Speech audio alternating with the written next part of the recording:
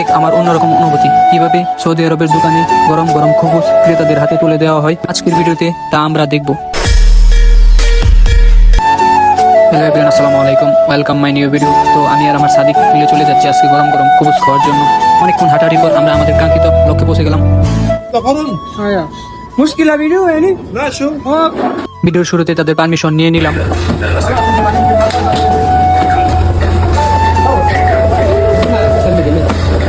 عندي ما شاء الله ما شاء الله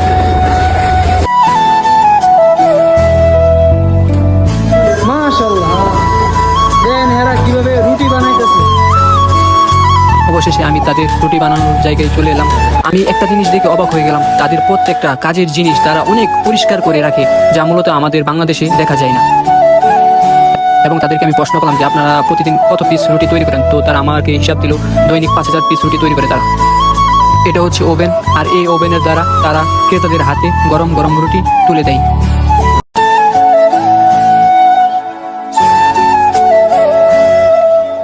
oven থেকে বের করে রুটি এখানে রাখা হয়, যা সরাসরি ক্রেতাদের হাতে চলে